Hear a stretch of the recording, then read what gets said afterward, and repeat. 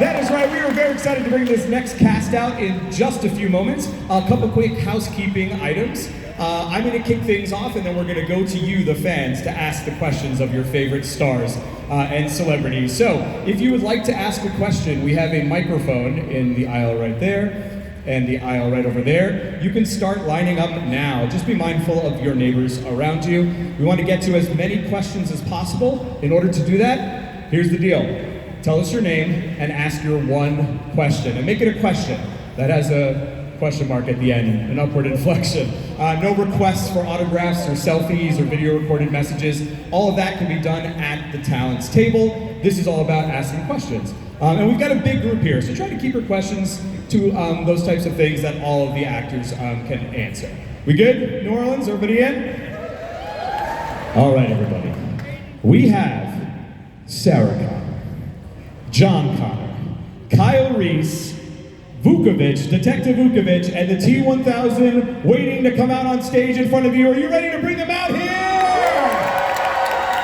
Let's go to first. It's T-1000. Please welcome Mr. Robert Patrick.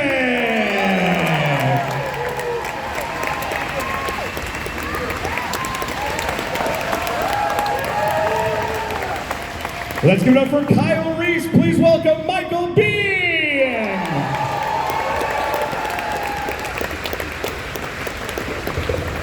Next up, that's all right, Kyle, it's all right, it's just a light. Next up on the stage, he is John Connor. Please welcome Edward Furlong.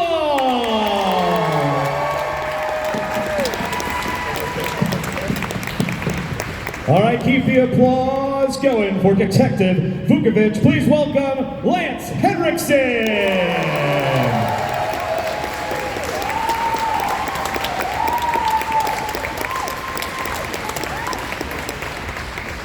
And let's not waste time in welcoming out our final cast member. She inspired so many women all over the world as one of the greatest female action heroes of all time. She played Sarah Connor. Please welcome Linda Hamilton!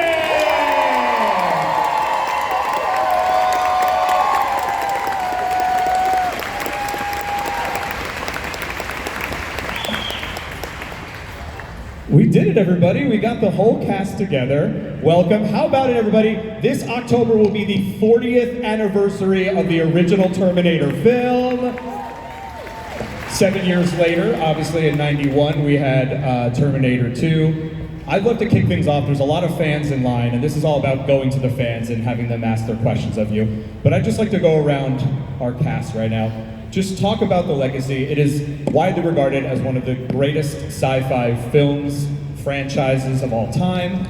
James Cameron, obviously a brilliant director. You portrayed all these characters that have stuck with us and made us the nerds that we are, and we come here to see you. What is it like, the fans coming up to you now and just telling you how much this film had an impact on you? Yeah, grab the mic there. Thanks. They steal my money. No, I've had nothing but pleasure out of it, because everything kind of interconnects. Yeah. You know, the aliens. Yes. All of it. We have a little mini Aliens reunion on stage here as well, everybody. Let's give it up for Aliens franchise out there. Linda, first time with kind of all the gang back together in a while. How's it felt being here? Well, I love these people that are around me, and you guys out there. Obviously, it's not. I don't think any of us started out saying this was going to be a huge, deal for years to come. You just do your one job, one movie, and then it just has a life of its own that comes with it. Fantastic. I actually get treated like I saved the world, and so it's worked out really well for me. And we love you for it. Let's give it up for everybody. Come on. Michael, I want to go to you first, being a cast member from the original film, and then we'll get to Edward and Robert. Again, talk about the legacy, being part of one of the greatest sci-fi films of all time, and having the fans still come up to you. What are some of the experiences like you experience with fans? This work? Everybody got this? You're good. Nobody knew, for a long time. Terminator, when it came out, it was appreciated by a lot of people, but box office-wise, out of the top 25 movies of the year, it came in 23rd. Yeah. Things like Ghostbusters. I mean, it was a hit, but it wasn't.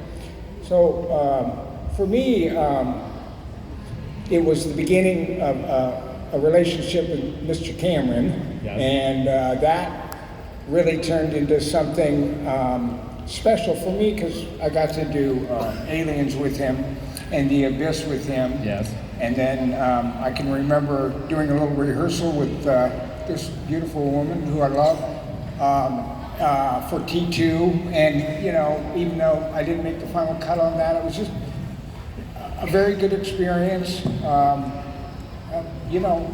don't know what else to say. I'm now like Robert, who I'm sitting next to, who you all know. I look at and think that he had to replace probably one of the best antagonists in movie history. Yeah.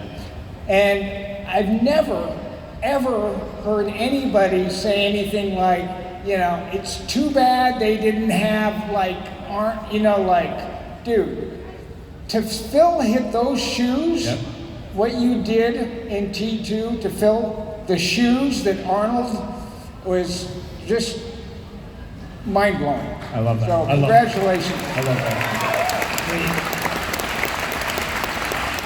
You feared the T-1000 even more than you feared Arnold in the original Terminator. That was so brilliant about your performance. Robert, I'd love to turn to you, and then we'll get to Edward. Again, it's 7 years later. The first film, like you said, wasn't most popular of the year, but still it's a cult success. It becomes a cult classic over the next 7 years. And then we have the amazing success of T2 that comes up next. Talk a little bit about your experience with that, Robert, and then seeing big fans come back. Michael's such a sweet guy, and I looked up to Michael and Lance and Linda, and I was a fan of Aliens, and I moved to Hollywood in 1984. And I'd seen Terminator. It was such a great film, and somewhere in 1990, I guess, I got an invite to audition for James Cameron. Had no idea I was going to be working with these guys. Wow. But I was such a fan of all their work, and I can still remember meeting Linda for the first time, and Michael, and then working with Eddie. It's just like it was yesterday, Yeah. There's a lot of hard work. There's a lot of great, wonderfully talented people that made the T-1000 come to life. Yep. And I'm just so grateful that I was the face of that character. Yeah, I love it, and we appreciate it as well. You mentioned, the special effects were super important for that character. Oh yeah, you got Stan Winston, you got Steve Spaz Williams, Industrial Light and Magic, Mark Dupay, Dennis Muren, James Cameron, obviously. Just really great people. That's awesome. Edward, tell us about it. We heard a little bit about meeting Linda for the first time. What was it like being a child actor on the set of this massive production? I was like Rob in so many ways. I came in and I was already a fan. I mean, I knew the movie was going to be huge. I mean, by then, it was a much different experience. For sure. And, oh my God, I remember meeting Linda for the first time. I was very nervous. Linda was very beautiful, as she is today, and I remember it was just, it was crazy. I actually, it was an audition or something like that, right? It was like an audition. And, I think I kind of almost got written off the list because I think I was like nervous. I had never done like the actual, this was my first job, so. Yeah. But, you know what? Even though I knew it was going to be big, I had no idea. I had no idea that I would still be doing this. I'm 46 years old and I'm still,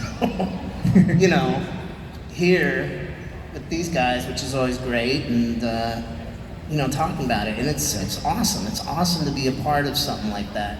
you know? Yeah, I love it. It really is. I want to get to the fans. We have a bunch in line, but Lance, I have to bring this up just because Edward just mentioned his audition story. You told me backstage that you originally went in and they were looking at you for the part of the Terminator before you got detective. Is that true?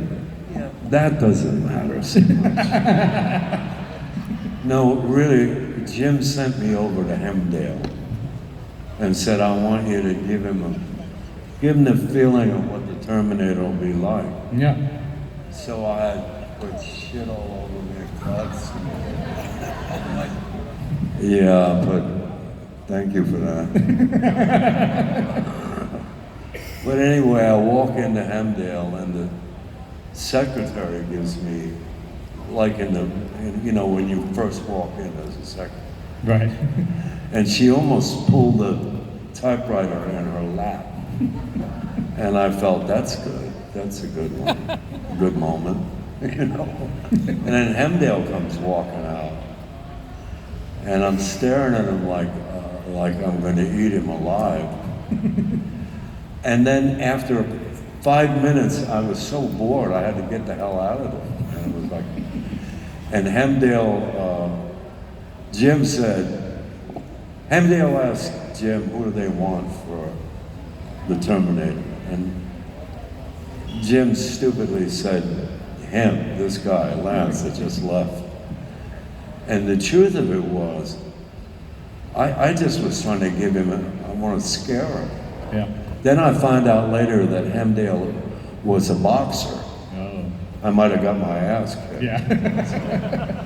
But I need that. So all the little elements that Jim would set up would start to pick what was necessity and what was, you know, what was going to work. Right. And I didn't give a shit if I got the role or not. I really didn't. I just was doing an on, you know. Yeah. Well, it worked out. I think we got everybody perfectly cast in the part. I went home. Yeah. You came back. We got you back.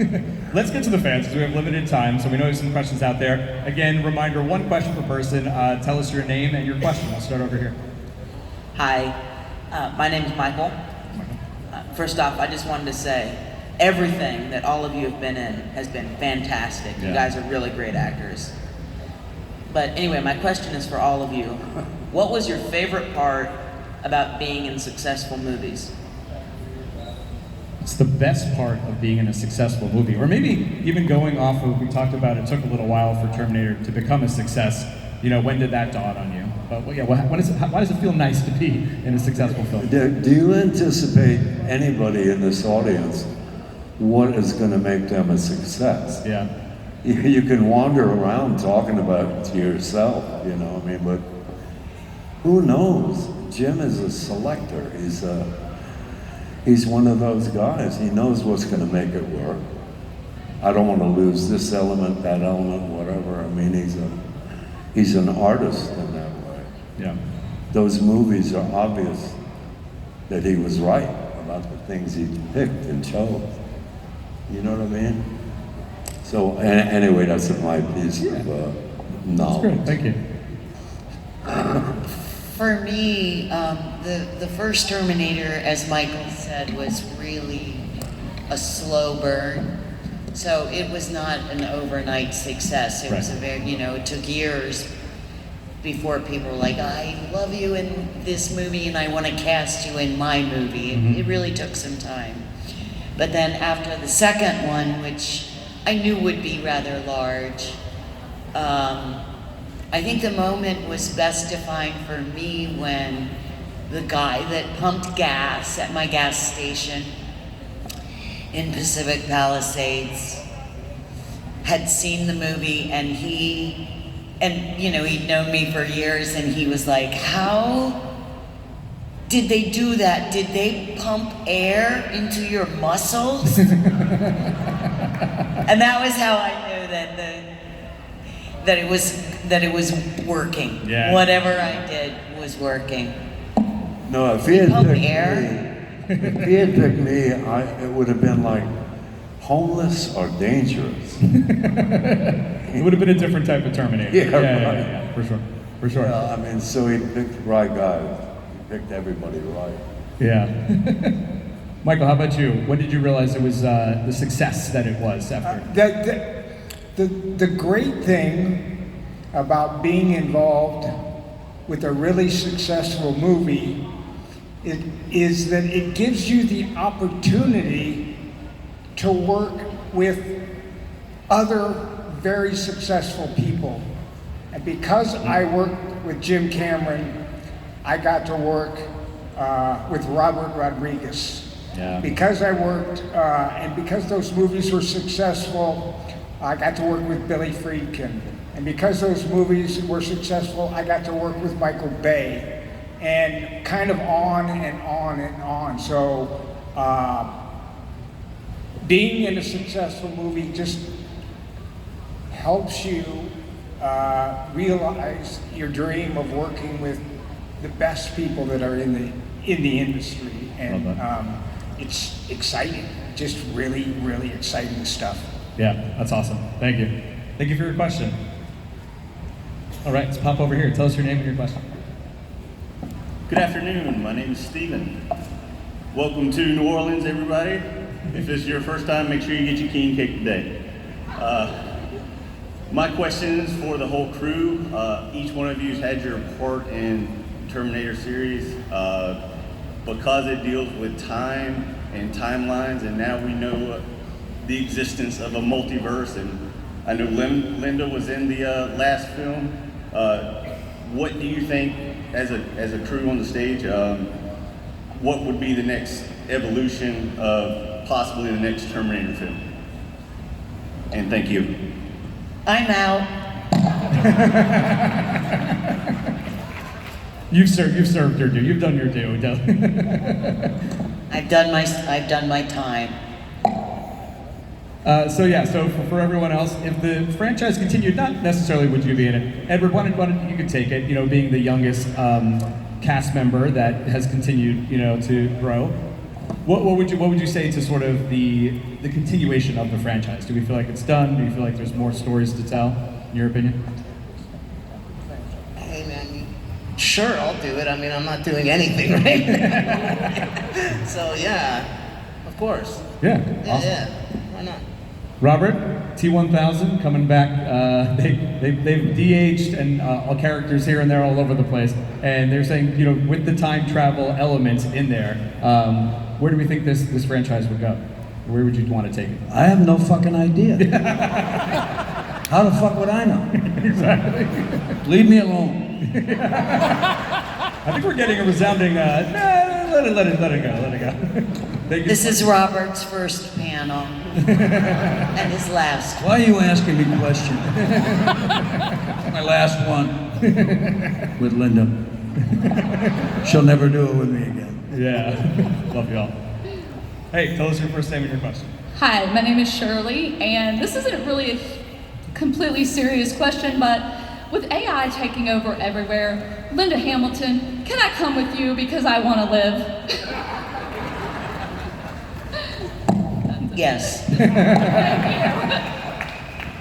Linda, really quick, I mentioned in the beginning, but you became such an icon for the strong female hero. One of the first films that really focused, on that character. Do you get a lot of women coming up to you, just thanking you and just telling you how they changed their lives? I do. I've been sort of given that title. Yeah. Never ever thought while I was doing it that there was so much focus on the body and how, which was only 10% of, the work that I did. Sure. Was just getting the body ready to be a soldier. But Me too. it's kind of a, it's a nice title to have been assigned that, and you don't have any control over it. I do think that it was a question of timing. Sure. The world was ready to see a woman kick some ass. But I think also one little moment where Jim, it wasn't little, but really in the scope of things, it was little, in that Jim wanted me to cut my hair off in the psychiatric hospital Yep. before I go out to do battle. And I was like, I mean, I don't think it was even a vanity. It was more like, why don't we just throw it back in a ponytail? You know, a soldier can't have long hair because it can be used against you, right? Yeah. And so we just slung it back in a ponytail, and I really think that made the difference. Yeah. Like if I had been a super butch, you know, if I looked like a man and was playing that part, I don't think I would have gotten nearly as much attention. It was sort of the fact that she was a feminized but kick-ass woman. So that was just a lucky accident. Yeah, I love that. What a cool anecdote to hear. Thank you. Does anybody have anything for Robert? He's really eager to talk in case, you know. We welcome your Robert Patrick questions. Hopefully you have one. Yes. Hi, my name's Paul. I just have a quick and easy question. Have y'all ever met someone whose name is Sarah Connor? Have you ever met a Sarah Connor before? Oh, yeah? Have you ever met a Sarah Connor, like a real life person whose name is Sarah Connor and has come up and said hello? My mother. Yeah?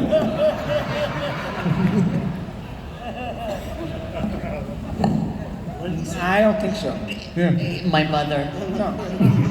No, I have a lot of people that tell me their name Kyle. Yeah. That they were named after Kyle. After the character. That happens to me quite often. Yes, yes. But, I'm sure that's happened. I've never had the full Kyle Reese thing go down. Yeah, I guess the joke being in the first film, that's what the Terminator is going after, were all the Sarah Connors in the phone book.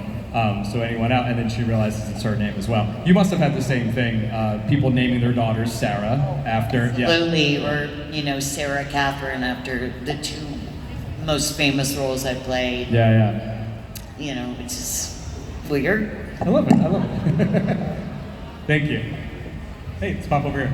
Hey, my name is Willie. I just want to say, first and foremost, Miss Linda, thank you so much for you and like Sigourney Weaver both being like those feminine BA women that was going to be taking over, taking no prisoners about anything. It's just a symbol to all the women that are in this room. Give every woman in this room, my wife, to everybody a big round of applause because y'all are the most awesome things on the planet.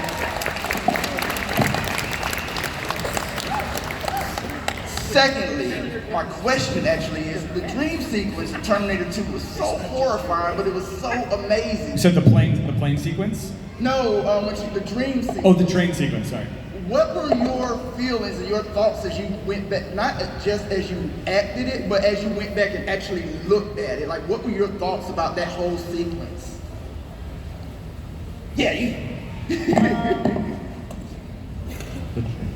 The training was really hard. Yes, ma'am. And I had a 1-year-old baby. And so my trainer would have had me like swimming in the ocean with a 50-pound pack if I hadn't wanted to live. And I'm like, dude, I'm an actress. You don't need to put 50 pounds on me and have me swim in the ocean. And not that we did a lot of negotiating. It was, you know, I pretty much did as told.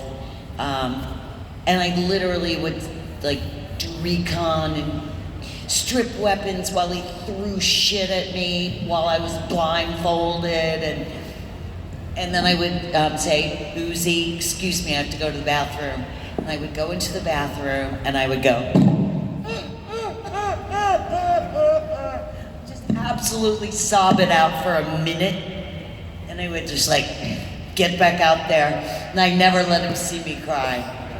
So, you know, it worked. It worked for me, like at the end, but it was hard going.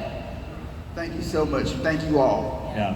I'll open that up for everybody. Robert, maybe you can talk about specifically, there's a great documentary, Jurassic Punk, about Steve Spaz-Williams and the work that he did, and specifically him and James on the scene where T-1000 comes through the fire for the first time, is the molten liquid metal, and then turns into you, and it just is so seamless, and it still holds up today. Robert, what was it like performing that, but then to follow up on that gentleman's question, seeing it on the screen for the first time with all of the effects finished? It was difficult to shoot because no one had ever really done that before. It was the first motion capture. Yep. I didn't realize that at the time, and I thought, my own insecurity, I thought it was me that was fucking it up. It was difficult, and Dennis Muren was there, and there was a lot of pressure, and Jim was there, and he was trying to be patient, and I was trying to do what was required. And at one point, I think he walked me off to the side and said, "Hey man, we're making film history here. No one's ever done this before, so just be cool, just relax. It's not just you, it was that kind of thing." And it was a challenge. And then when you see it is seamless. It's amazing. Yeah. And I think that's one of the great things about that film is the practical stunts that were real, blended with the CGI, that makes that film still relevant today, and it still resonates with audiences, is because it's based more in reality than half the shit that's out there. Yeah. Oh my gosh. So people see it and they go, "Wow, that's it's a really great film." And we're all pretty proud that we're now in the National Historic Film, Registry. whatever. Yep. What is that, Linda? The National Library of. What is it? It's the National Film Registry at the Library of Congress. Okay, well that one. National, whatever. So we're in that. But I mean, yeah, it was cool. It was a great experience and a lot of hard work and fuck yeah. Michael, you did a ton of stunts as well, and you're in the opening sequence where we see the future and the skull getting crushed for the first time, and you're darting around. Again, what was it like seeing that final product on screen with the lasers added and the dark skies? Are you talking about seeing the Terminator? For Yeah, the like the first opening. time? Yeah, not even seeing the Terminator, but seeing the landscape of the future with the skulls getting crushed. Yeah, what was it like seeing those special effects for the first time? Well, I can remember telling Jim about the future sequences, or actually the opening sequences with the treads crushing the skulls. Yes. I was like, "Jim, there's too many skulls." I don't know, why would there be so many skulls right next to each other like that? He's just like, "Shut up, Michael. I'm just fine. it'll all work out in the end." I'm like, "Okay, Jim. All right. I'm sure you're right." That's funny. None of us knew what we had. Sure. None of us had any idea what we had.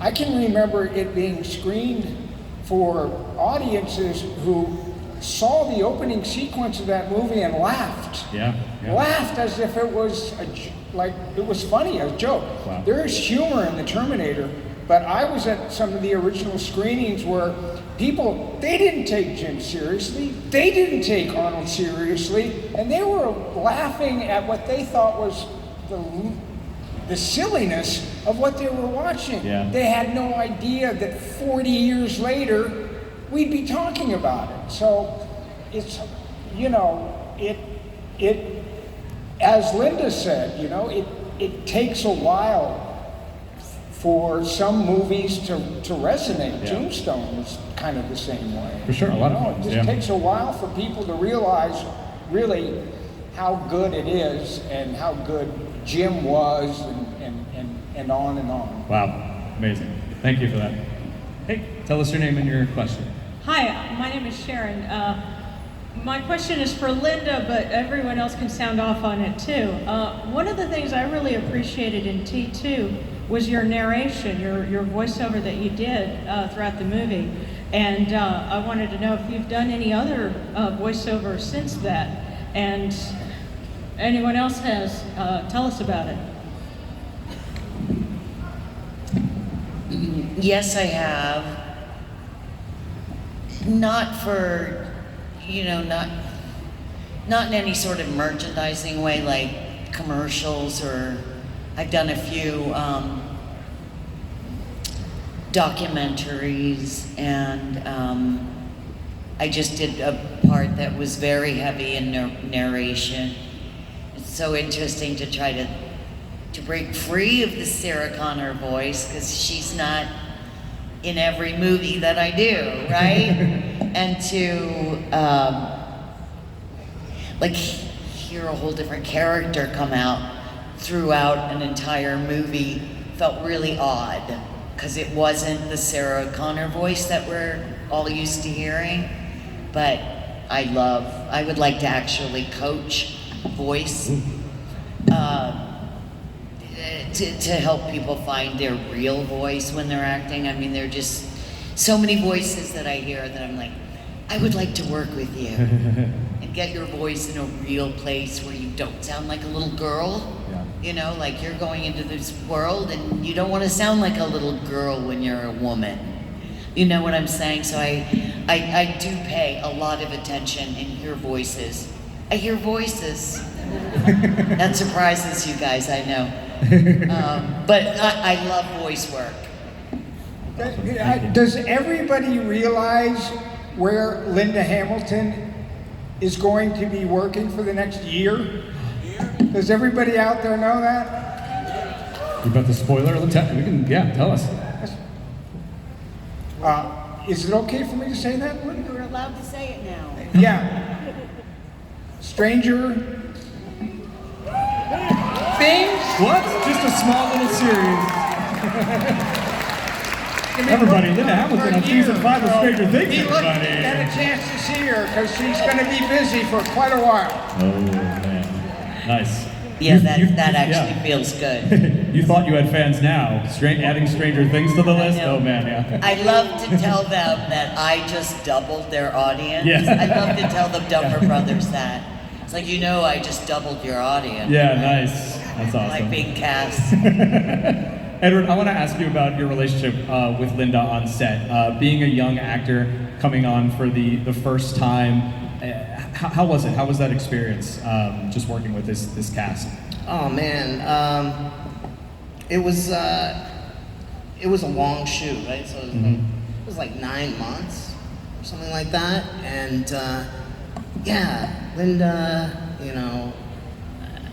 honestly, it was my first experience, and as a kid, it's like you do that. You're together every single day, Sure. and it's just a big part of your life. So I felt like, they were family, and oh my God, it's like I kind of went through like a whole like separation, depression kind of thing afterwards. I was like, oh my, because it's hard. It's hard when you finish a movie, but you guys were talking about special effects and stuff like that. And I gotta say, the first time I saw the movie, it was crazy because, for me as a kid, I had never made a movie before, and just having the experience, making one is actually a lot more boring than a lot of people think. And,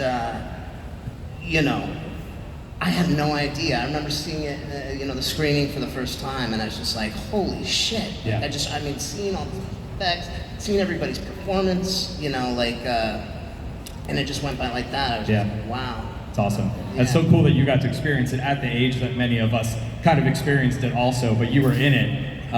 So you mentioned family. We feel like we're part of your family as fans of the sci-fi genre and this great film. We are all out of time, everybody, but you can go check all 5 of these amazing individuals at their tables all weekend long. Please give it up. It is the 40th anniversary reunion of Terminator and Terminator 2. Let's hear it, everybody, for Linda Hamilton, Edward Furlong, Michael Biehn,